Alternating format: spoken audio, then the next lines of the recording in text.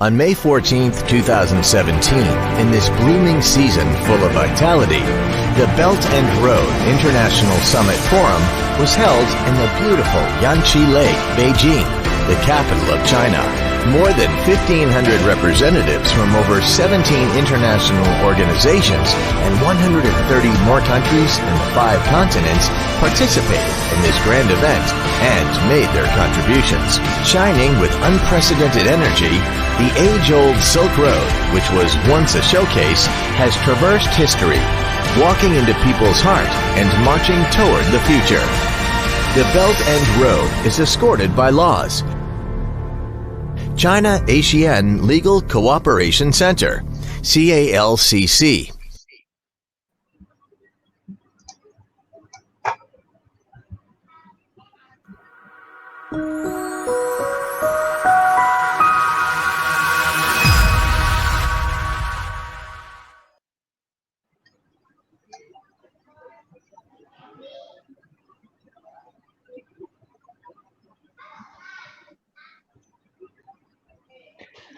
A very good evening, ladies and gentlemen. We are live again. And for those who are following us, thank you. Thank you so much for staying with us. It has been a long day today. This is a third session for today. Morning, we spoke to with our friend from Myanmar. And in 3 p.m. Just now, we spoke to our friend from the Philippines. And today we are very happy to have our friend from Singapore. So I'd like to say hi to Patrick. Hi, Patrick. Hi, Dato. Hi. Hi. Good to see you Patrick, here. hi. Good. Hi, Richard. Good to see all of you. Yeah. Yes, we have met several times in Kuala Lumpur and also in when we travel to China together. But video conferencing is something new now. So good to see you. And then another screen is Richard. Hi, Richard. Hi, I'm Richard from Teh Kim Teh Salina and Com from Malaysia. Hi. Yeah, good evening all. Good evening. So as usual, we will usually wait for a few more minutes for the people who to join us. For those who are joining us, please help us to share this to your page, to your profile on Facebook, so that more people will be able to see here. And feel free to drop us a message. We'll be able to pick up your message. So I just see the first message just come in. Shen Hui, hi Dato Te, Richard and Patrick. Hi. Tan Shen Hui is a lawyer from Johor. Hi. Just very near to you. In fact, she's nearer to you compared to us. Yes. But all of us are under this lockdown or movement control order. So yes, I think the time now is about 5 minutes already. Now, I would like to invite Patrick. Patrick, to introduce yourself to the audience who are watching us live right now.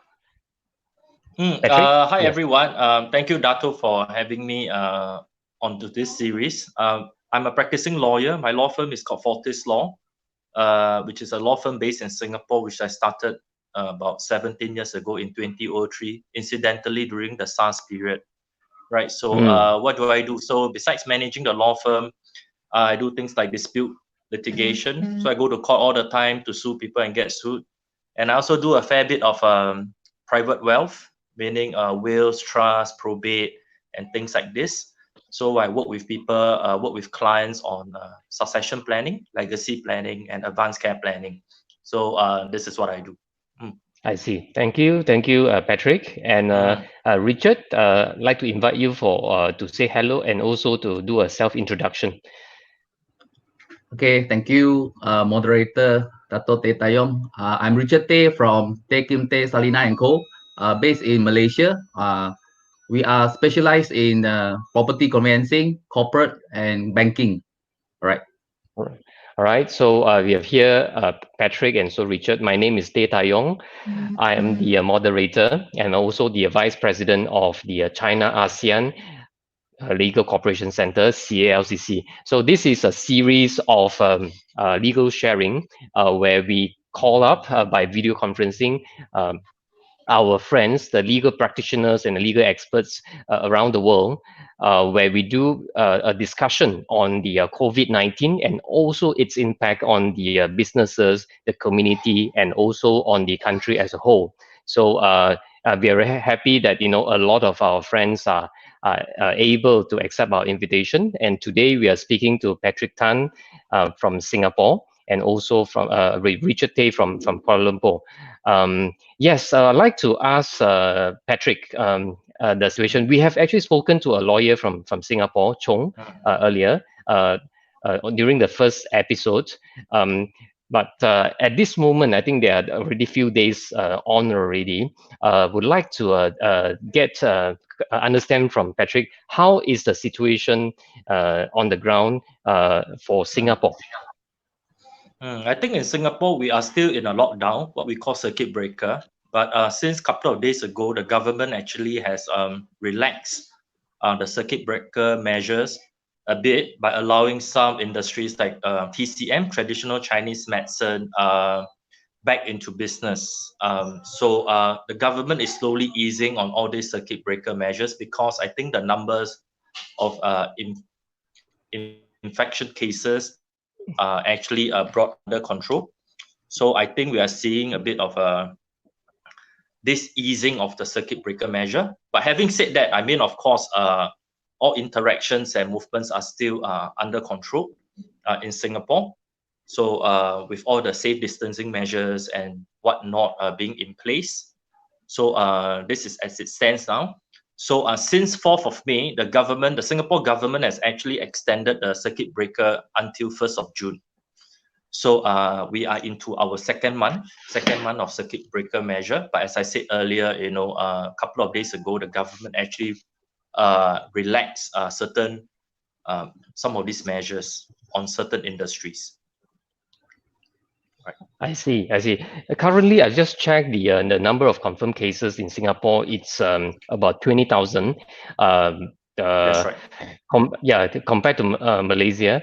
However, I think something that is notable is that the number of deaths is about 20 the cases. Yes, So I think the mortality rate is very low, despite the number of cases. I think it is also got to do with the aggressive testing done by the government, done by the healthcare worker. So a large part of these cases are actually found in our dormitories, our foreign worker dormitories. As far as local population is concerned, local cases, they are actually kept to quite a minimum, right? So like Dato, what you correctly pointed out, the mortality rate is very low. And in fact, even though we have about close to 20,000 cases, a large part of it, they have shown very mild symptoms. And in fact, many of them are recovering, right? I see. From this infection. That's right. So at this moment, is there an issue with the capacity of the hospitals in Singapore with this 20,000? Yes.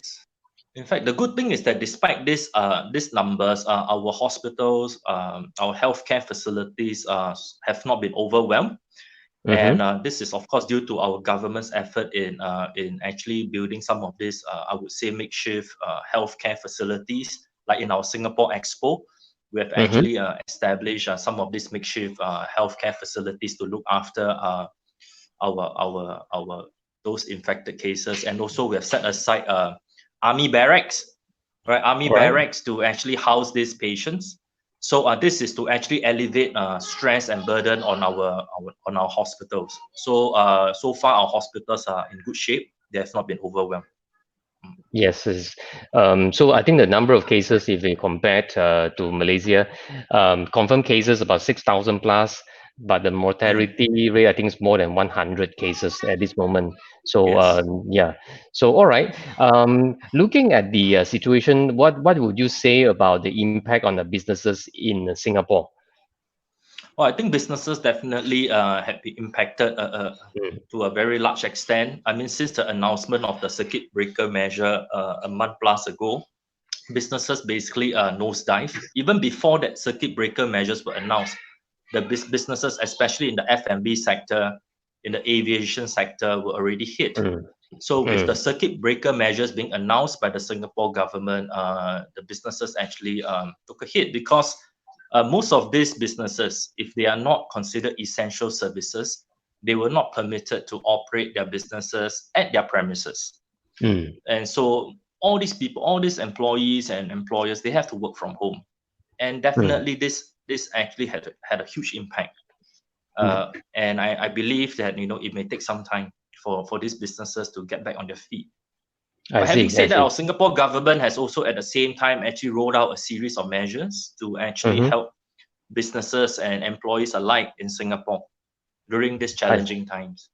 I see. So during this period of CB, the circuit breaker, when the companies are forced to close, the obligations of the employer, do they need to, from the legal point of view, the companies has to continue paying the salary to the employees, or they can find their way out?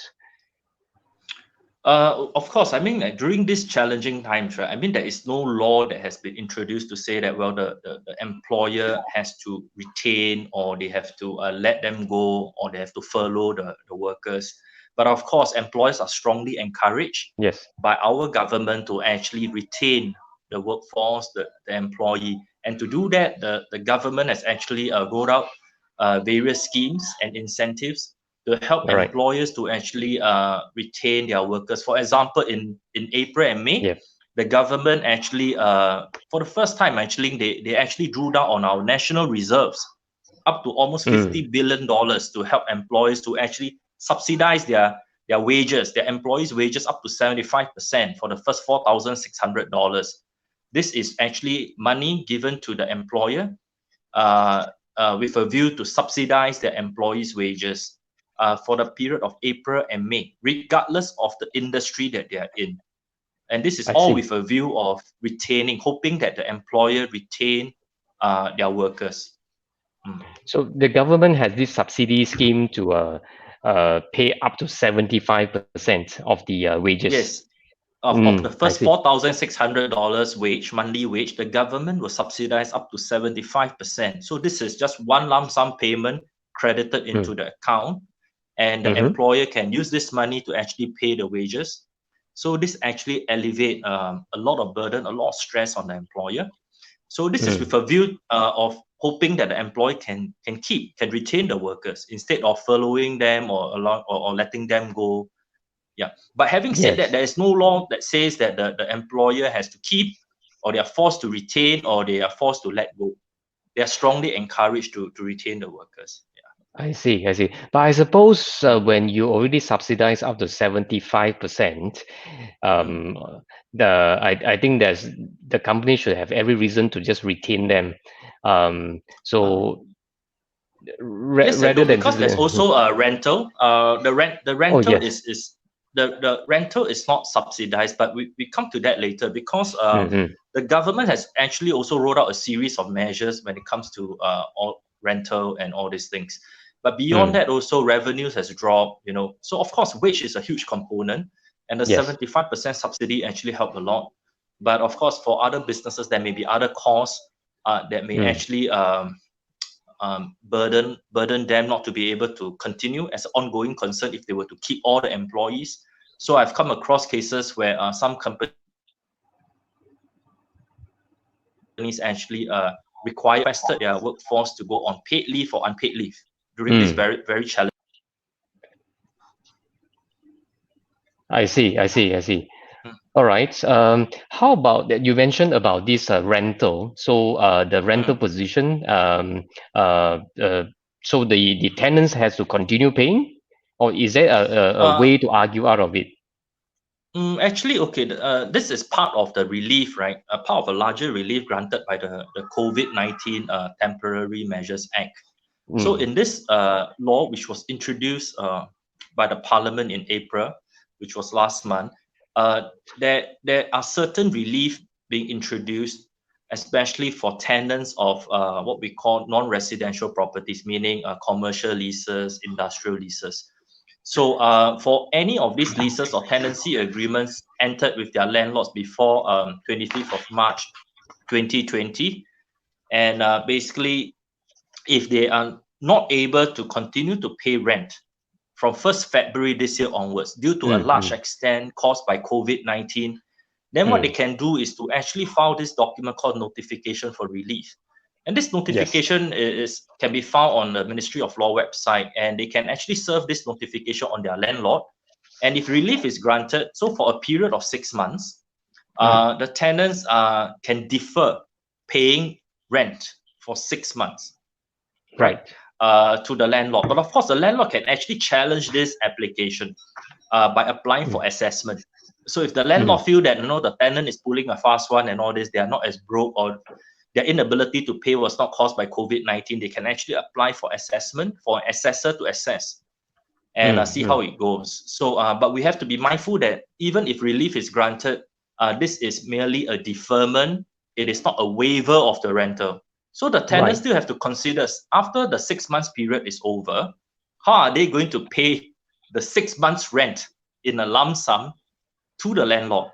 So it is merely a deferment of this obligation. And I always advise commercial tenants to, before they apply for deferment or the relief, they have to consider it very carefully whether they need it. Because 6 months later, they would have to pay up anyway.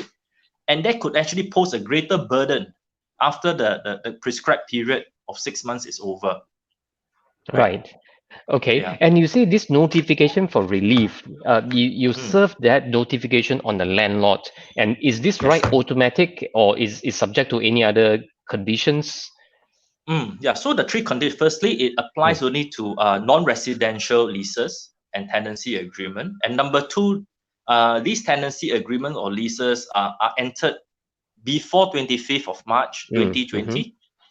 So it doesn't apply to new leases or new tenancy agreement. And thirdly, the inability to fulfill this contractual obligation, for example, to pay rent, must commence from 1st February 2020, and due to a large extent caused by the COVID-19. So these are all the prerequisites before you can actually apply or file the notification for relief. But like I mentioned, even after they file, the landlord can always challenge it, right, by applying for assessment. So at this moment, I'm not sure you have, but any data on how many people actually challenge the notification for relief and they bring it to the assessor? Okay, unfortunately, I don't have the data, but what I do know is that many commercial industrial tenants are filing for this notification for relief. But this only applies to commercial industrial tenants. So there is this other pool, or the residential tenants or the residential landlord, that fortunately or unfortunately, the COVID-19 law, did not deal with it. But the government did actually have some other relief, some other measures for this residential landlord and tenant, right? I see. For example, they can apply to defer the loan or the mortgage payments and whatnot to the bank. These are up to the individual banks in Singapore. In fact, I know most banks, if not all the banks in Singapore, are offering this relief to their own client, to their own mortgagor. So they can actually apply for deferment of their housing loan, mortgage, for a period of 6 months as well. I see. We do have the loan deferment, the moratorium here, but during the 6 months as well, the interest is still accrued for the period. Yeah. It's the same thing, right? Yes, that's right. It's the same thing. But after 6 months, at least for the residential part, the scheme is clear. So after 6 months, right, there is no immediate payment of the 6 months interest or the 6 months mortgage, right, repayment. So what happens is that the 6 months, the loan tenure is merely extended by another 6 months. So it's 20 years, for example, plus 6 months. But whereas in the commercial industrial space, unfortunately, this has not been dealt with. So there is a danger that after the 6 months period, the landlord is open to ask the tenant to pay up the 6 months deferred rental, one lump sum.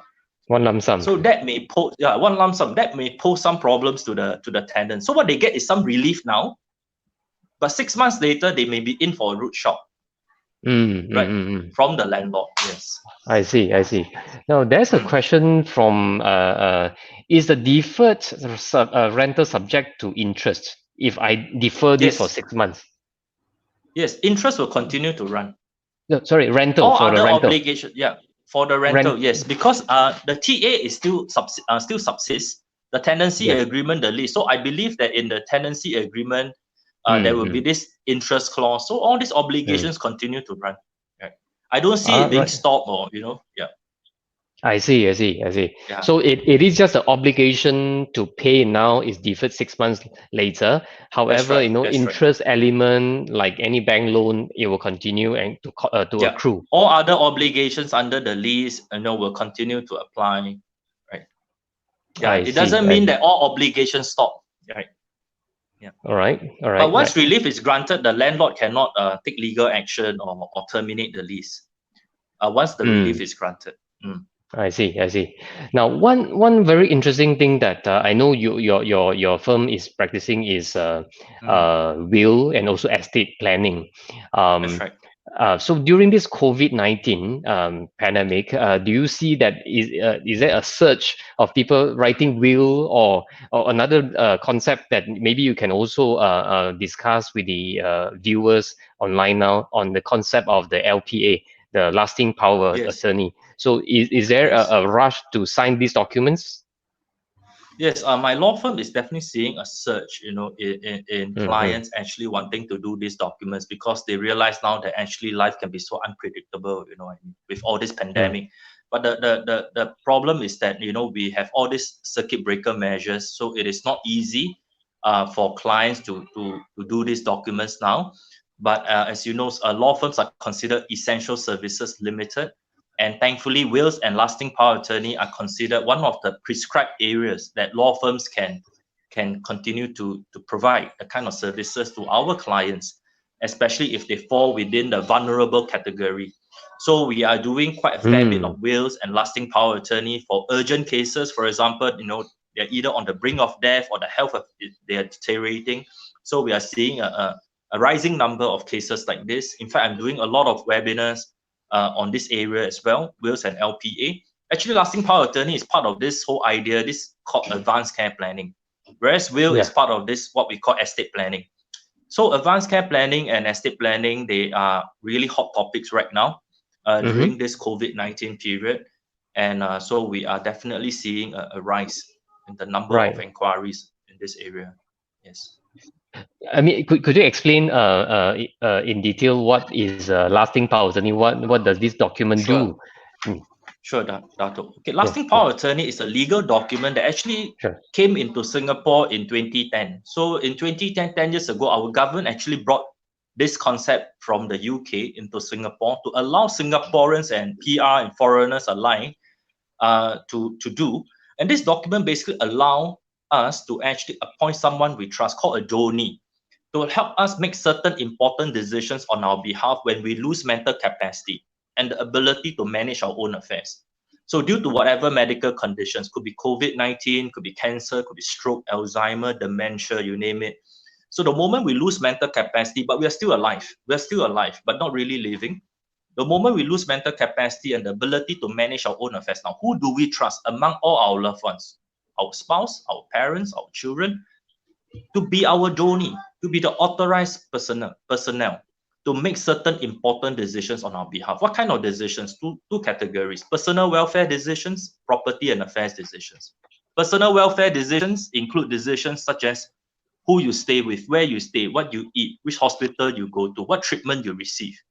Your donee would have all-encompassing power to make such decisions. And second category, property and affairs. For example, renting and selling your property, claiming insurance, right?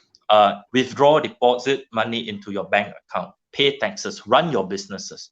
Your donee would have legal power to also manage these affairs, these decisions for you. So as you can see, lasting power of attorney is a very efficient and very powerful document, because if you do not have one, and the moment you lose mental capacity, everything is stuck.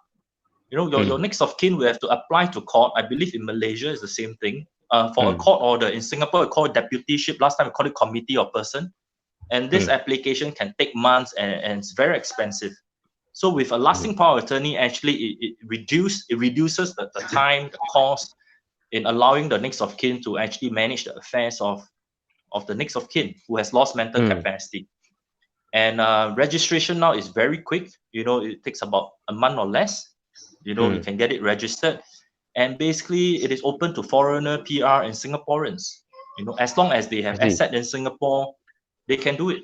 They can do a lasting power of attorney. I see. I see. Yep. Okay, as a pioneer in estate planning, how do you see Mm. the people's awareness in handling digital asset and legacy planning? Okay, what should a person do Mm. if they store all their asset in digital forms? And how will their loved one access to the same when they're no longer around? Okay, So Richard. this five, Yeah. Thanks for asking this question, because I just did a webinar on digital asset legacy planning. Actually, digital asset legacy planning is nothing new to the world out there, because if you look into US or Australia or the UK, I mean, digital asset legacy planning has been going on for quite some time. But in Asia, especially Southeast Asia, this has not really taken off in a very big way. But despite that, you know, digital asset, I believe going forward, you know, will become more popular. And how this is done is that usually, of course, you know, many people have digital assets nowadays. Um, Digital asset has no really clear definition of what digital assets are, but based on the literature, you know, digital assets can mean anything from digital presence, such as our Facebook, our LinkedIn, our Instagram, to actually digital media, like for example, you know, our music, our video content.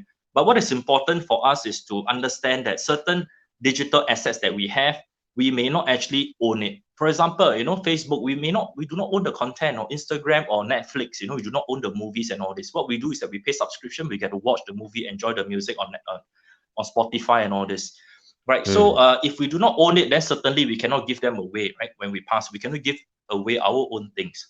But there are certain digital assets that may be worth something, right? Maybe of sentimental value. They may not be of any monetary value. For example, digital photograph, or whatever, digital books and whatnot. Then all this, well, can potentially be included, you know, in as part of your estate to be given away. Okay, and of course, some digital assets may have monetary value, like your Alipay, GrabPay, Bitcoin, cryptocurrency. Those would have monetary value, and definitely you want to include them as part of your estate to be given to your loved ones. Now the question is, how do we actually do it, right? For example, you know, Facebook, Instagram account, right? So even after you pass away, right? You may still want your next of kin to continue to manage this account, right? Post demise, right?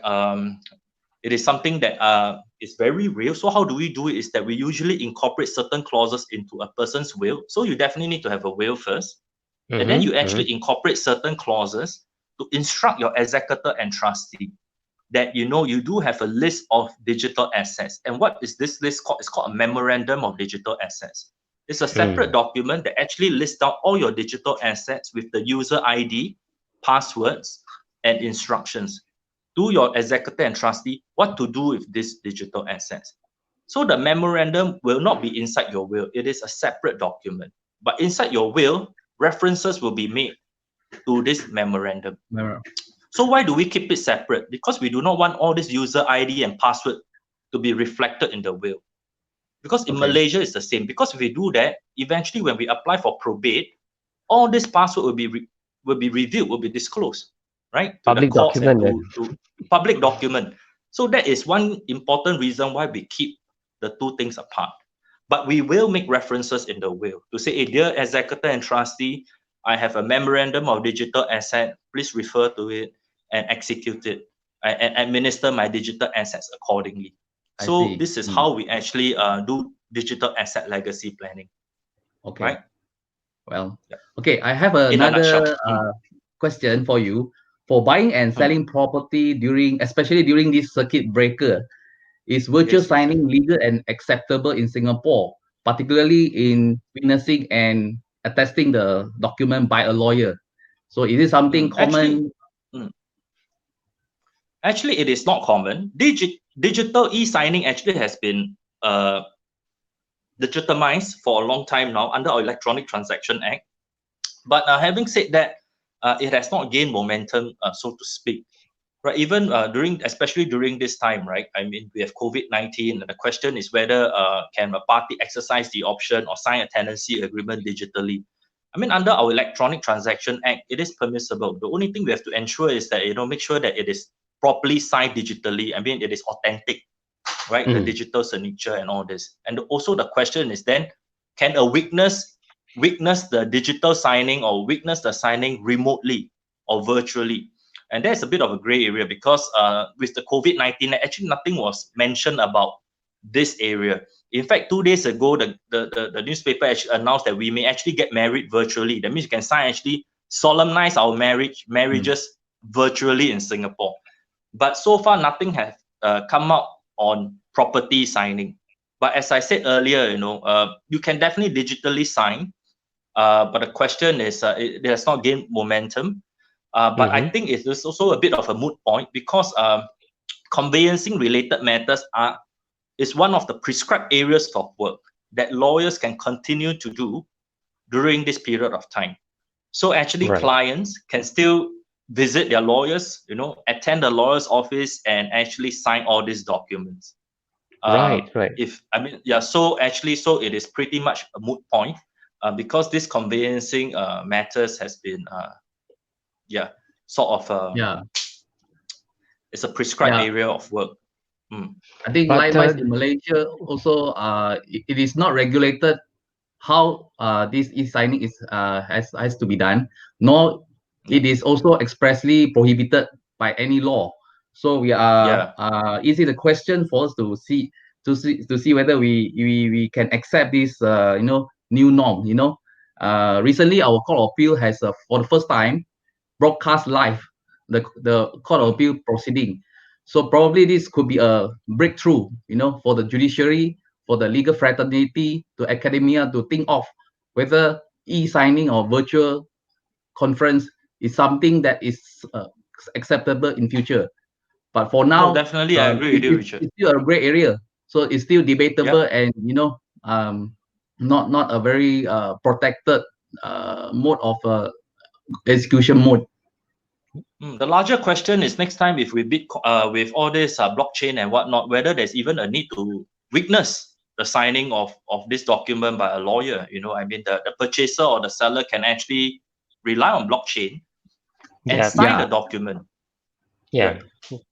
Because everything on the blockchain is traceable. So exactly. And, but I mean, but you said during this time they can still see the lawyer, but the question is, are the lawyers willing to see the clients when there are tens of maybe 10,000 or 20,000 of COVID confirmed cases in the country?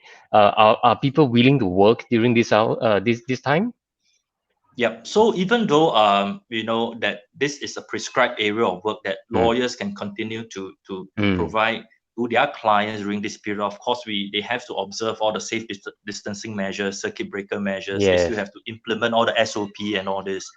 And even then, before the law firms can actually provide these services, they have to apply for general exemptions from the authorities, right? They have to provide the list of the lawyers and the staff in the office before they're allowed to actually go back to their office, to the law firm, to actually see their clients. So it is not a blank check where the lawyers and the clients can actually meet up and execute all these documents. So a care has to be taken. Of course, if there is no rush, if the option can be signed after the circuit breaker, then all this should ideally be deferred. Only urgent cases, if there is really no other way, time is of the essence, then they would have to actually meet and sign. I see. The position in Malaysia, we were under this movement control order, MCO, we call it here, since the 18th of March until now. So for about 6 or 7 weeks, even law firms could not operate. We could not open for business. However, I think there are cases where, for example, those in need of money, for example, they need to do a refinancing or mortgage a property. Where they need the service of a lawyer, but we are in this vacuum, because we are not supposed to come out. You get arrested when you come out. That's the problem. That's a problem. So, but on the other hand, banks are open, but it's just that the lawyers who are handling the legal documents, we could not go out and do the witnessing and attending to the signing. So the question came out subsequently among the legal fraternity here is that, by us witnessing watching you to sign, is it something that is acceptable? But it's still open to discussion. Actually, we are very fortunate in Singapore when the circuit breaker measures were announced. Within a day or two, the Law Society of Singapore actually went into action, and actually law firm was excluded as essential service. So the Law Society of Singapore came together with its members and put up a case, a paper to the Ministry of Law, and within a day or two, thankfully, on the day when the circuit breaker took effect, law firms was actually considered essential service limited. So we were quite fortunate that we were not called out, so to speak. I see. But the situation in Malaysia, the situation in Malaysia was the other way around. When we had this MCO, and at one point, because all the industry, if you want to open, you had to apply for a so-called approval for opening, and it's under the Ministry of International Trade in Industry. Strangely, even law firms have to apply to this ministry to be able to commence their business. So when the announcement, the relaxation came in, I think a few weeks later, that law firms were allowed to operate. Our minister in charge of the law said that he disagreed with this decision, and he said no. So actually, we were also. I mean, even essential services like ours and the rest of the essential services industries, we also have to apply to the MTI, Ministry of Trade, right, and Industry for the general exemptions. And I'm sure everybody was flooding the ministry with all these applications and all this. But the law is that until you receive approval, you can continue to operate. So we were quite thankful for that. So the approval actually came. Submission was all done online, right? Online, it's all online. That's right. Right. Okay, Richard. Patrick, we know that you specialize in litigation, arbitration, and mediation. Okay, so to say, do you foresee more contractual dispute or winding up cases to rise, or merger, takeover, and acquisition following the impact of the pandemic? Do you see like more, closure of the company, or is it like people are taking advantage of the buying up company, buying up asset and business, so-called? You see, although businesses, as I said earlier, have been impacted by this pandemic, but as part of the COVID-19 measures, right, as part of the reliefs actually introduced by the government, I think the laws, the threshold for actually winding up proceedings, bankruptcy, have actually been raised. This is actually to protect businesses alike from going under or belly up. For example, previously pre-COVID-19, right, in order to bankrupt somebody in Singapore, you need to have a debt of $15,000 and above. This financial threshold has actually been raised to $60,000. And also, in order to bankrupt someone, we need to serve a document called statutory demand and give him 21 days to pay up. And this has been raised to 6 months. So we have extended the time frame to pay. And for companies alike, to wind up a company, the threshold used to be $10,000. Now it has been raised to $100,000. So it's Malaysia 10 only times. 50,000. Oh, not $100,000. Wow. 100,000. So it's harder. Yeah. So it is harder to wind up a company. It's harder, and also the statutory demand has been raised to 6 months. So companies are given more time now to pay up. It's harder to wind up a company now because the threshold has been raised. So these are all the measures put in place by our government to help the company so that they don't go under, right? So although I see that businesses have been impacted, but somehow with these relief measures, companies can sort of like buy some time, to save themselves and work out a solution with the creditors, so that after this COVID is over, they can find a common ground and continue with their businesses. Okay. I see. Another So very I important. don't, but sorry. I was thinking that, but really the full impact of this relief, right, we can only probably see it after this COVID-19 is over, or after the prescribed period is over, right? Because as I mentioned, during the 6 months period, if relief is granted, you basically have a breathing space of 6 months. But what really happened after the 6 months is anybody's game, is anybody's guess rather. So the actual impact we can only see after the 6 months. So I would suggest Correct. to companies and businesses that do not think about this 6 months. You have to think about what happened after this 6 months. Even if relief were to be granted to you, right? Not to fulfill your contractual obligation during this 6 months, what happened after that? You have to think beyond this 6 months, talk to your suppliers, talk to your creditors, and work out a solution. So Yes. instead of just focusing on this period of time. Yeah. Understand. Likewise, in Malaysia, we have increased the threshold from 50,000 to 10,000 to 50,000 for a company for the winding up threshold of Winding up. indebtedness, and also the Okay, time yeah. frame to respond to the statutory demand has been increased from 21 days to 6 months. So we Oh, also have awesome. jumped the world's bandwagon. We also follow suit this kind of this trend. But more important things that we want to know in Singapore is the COVID-19 Temporary Measures Act 2020, all right, which was passed aiming, among others, to regulate and to provide relief to possible contractual and commercial dispute. What do you think about the act? Is it necessary the and it comes in timely? Yeah, I think definitely it came in timely. In fact, some of the relief that I mentioned earlier was actually part of this COVID-19 temporary relief, temporary measures act. So I think this act is definitely a timely piece of legislation introduced by our government that actually help businesses in certain contracts to get relief. Because without this law, I would see that many businesses will be affected. But however, having said that, not all contracts are covered, right? Not all contracts are covered by this law. Only certain contracts, like for example, as I mentioned earlier, leases and licenses only for commercial and industrial leases, right? It doesn't apply to residential. And it only applies to, for example, construction contract, supply contract, tourism-related contract. So not all and sundry contracts are covered. So we have to be mindful. So the act, fortunately, doesn't apply to all types of contract. And if we were to zoom in on property related like tenancy leases, right, I would also say that it's a well-rounded piece of legislation because it doesn't just apply to the tenant, it also protects the landlord as well.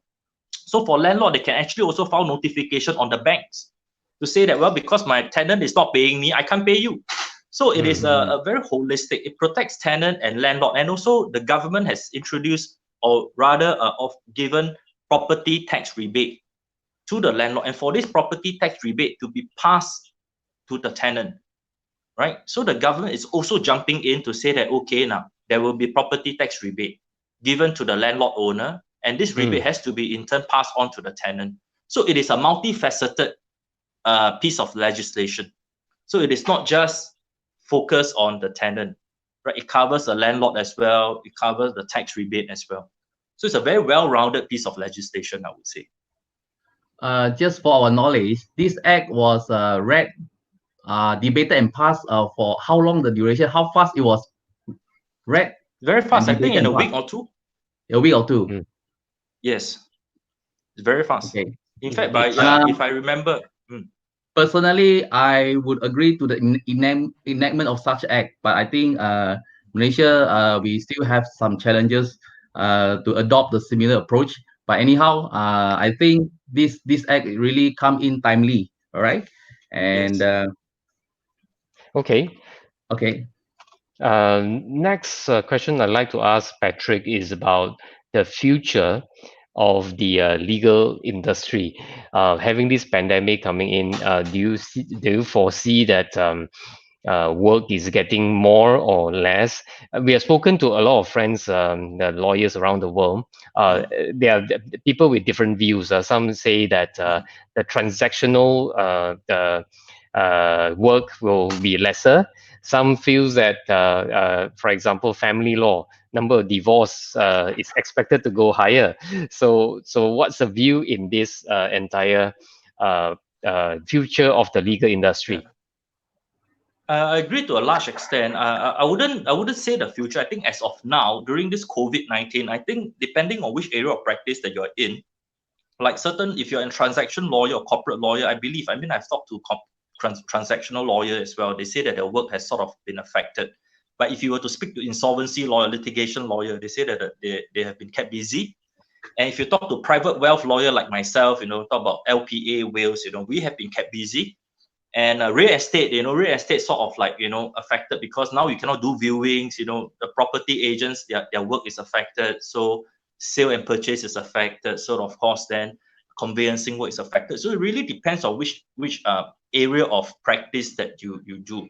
I think we are talking about right now, this period of time, but if you're talking about post-COVID-19, whether the legal industry will be impacted in a large way, I don't think in a negative way.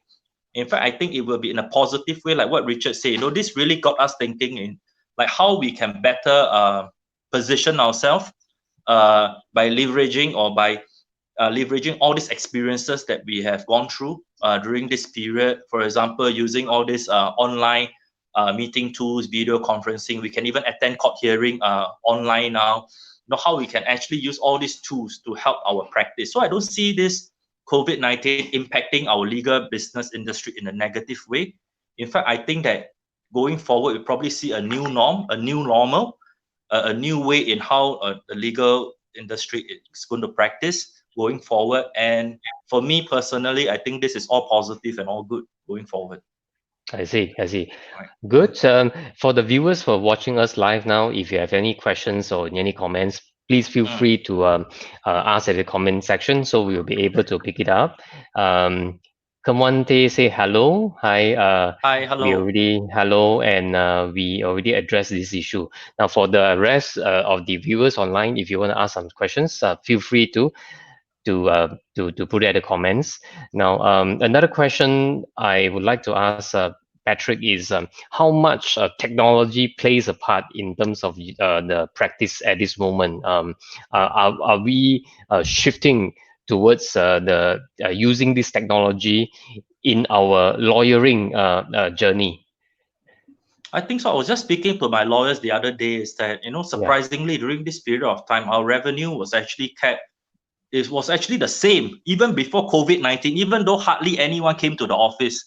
So this made us realize that actually maybe having a physical office space is not that crucial after all, right? Because even though everyone is working from home, and all this, our revenue, our billings and all this are kept quite constant.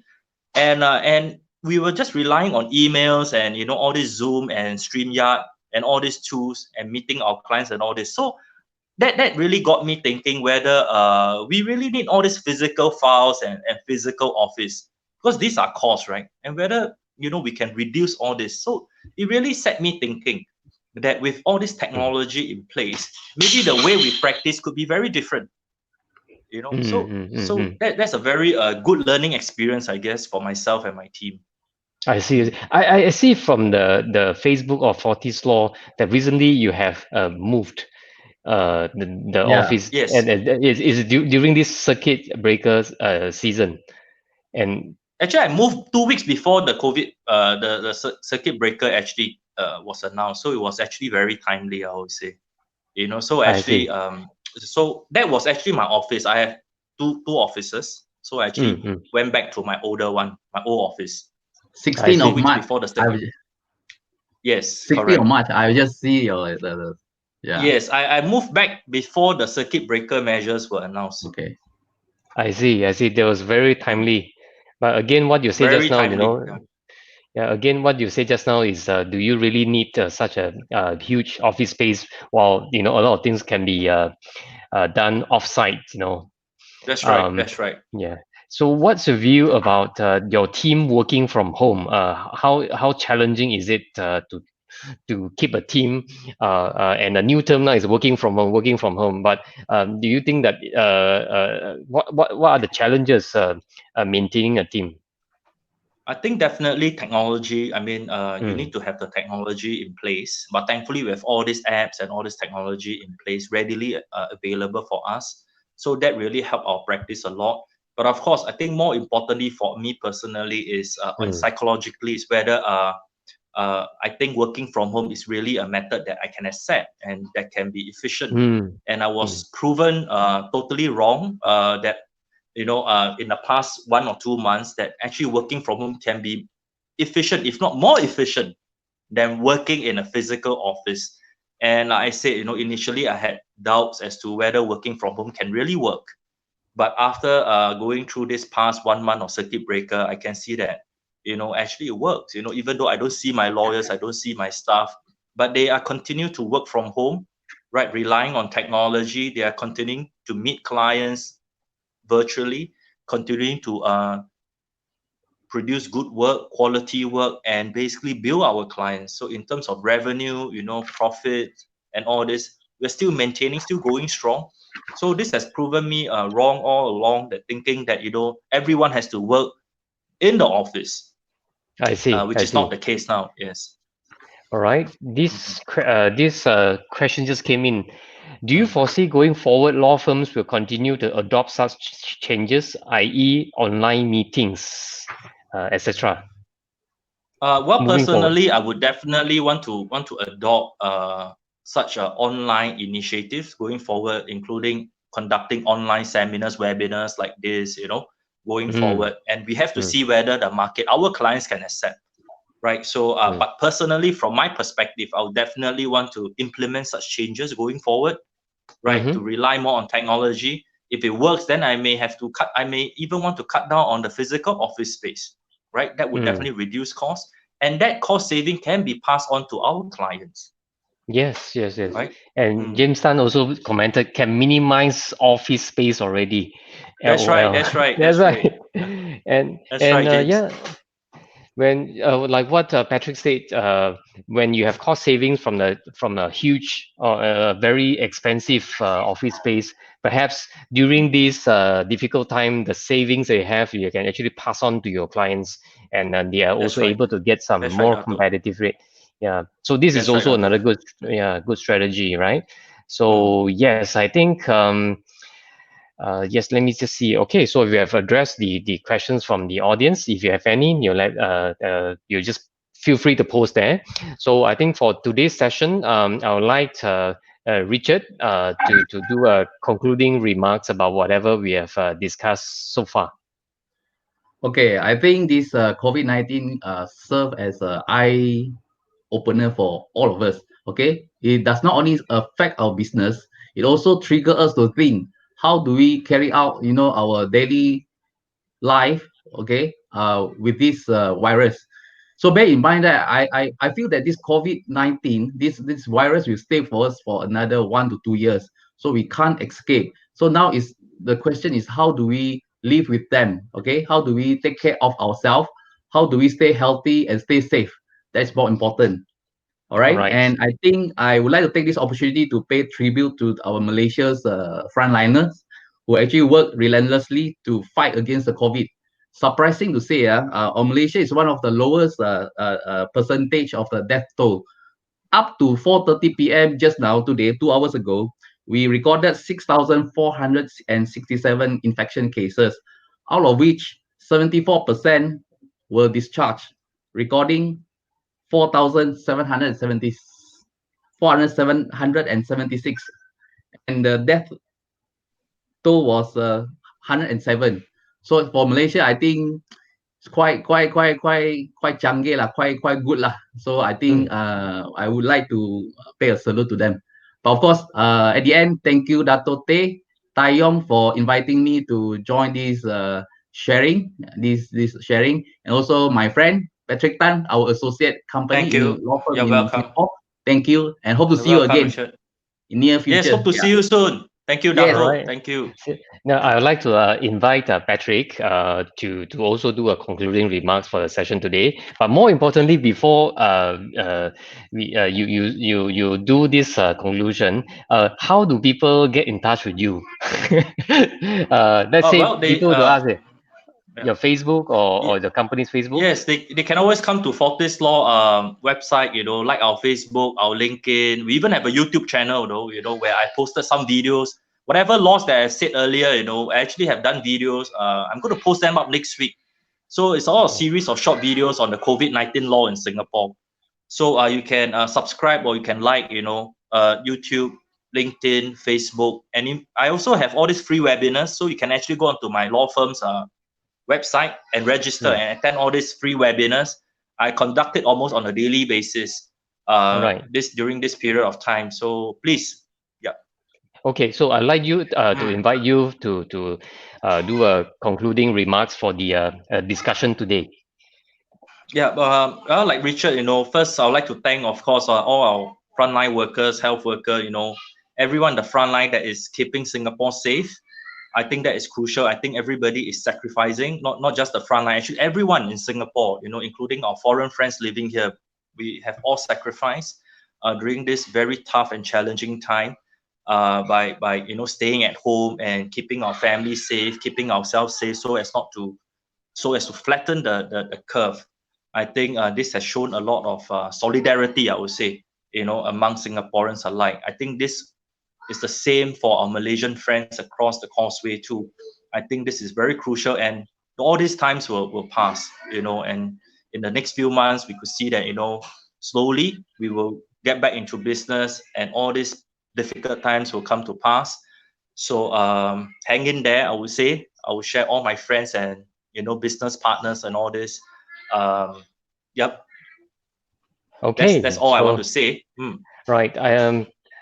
All right. So thank you so much for both the speakers. I think today we hear the condition and also the situation in Singapore, and I think more importantly, something I hear today is that the number of people writing will and also the lasting power of attorney actually surged due to this. Yes. So perhaps for the legal practitioners who are thinking, hey, my practice is suffering after this, maybe will writing is also an area because at this time people really give a deep thought about life and death. And I think for Singapore, when a person is mentally unsound, so they can activate this power attorney, right? So this is something that we learn from each other from today's session. I've known Patrick for many years. I've met him in both in Kuala Lumpur and also our travels to China. I also look forward to meet you in person again soon when all these are over. I'll come over to to see. KL, Dato. Oh, good. Or we can also meet up in JB if you cross over Yes. the country causeway, That's right? So thank you again. Appreciate when we extend this invitation. He told me it's a public holiday. So yes, I think that to give value to the people around us, I think even public holiday, we are happy to do so. Thank you so much for spending this time. And for those in Singapore, feel free to contact Patrick under the Fortis Law Corporation. So for the viewers still sticking with us, thank you. I appreciate it that you're staying with us. Tomorrow morning, 10 a.m. the Malaysian and Singapore time, we'll be speaking to another friend of ours from the United States. So as you know, the United States is having a record high and highest in the world the number of confirmed cases. So that will be another interesting session. So this is, as you know, is a series of a talk on COVID-19 and where we call up our old friends and also our new friends. And first of all, to check how are they, how are you doing, and say hello. And secondly, we also share the knowledge, from the legal perspective. And this is the reason the China ASEAN Legal Cooperation Center, CALCC, organized such a talk. So I hope you enjoyed the session today. It has been quite informative, coming from Patrick and also Richard. With that, I wish you all the best. Stay healthy and stay safe. All right. Okay. So we are signing off. Thank you so much Thank for you, the Dato. viewers. Thank you, Richard. Thank you. Thank Bye-bye. you. Thank you. Thank Bye. you. Bye.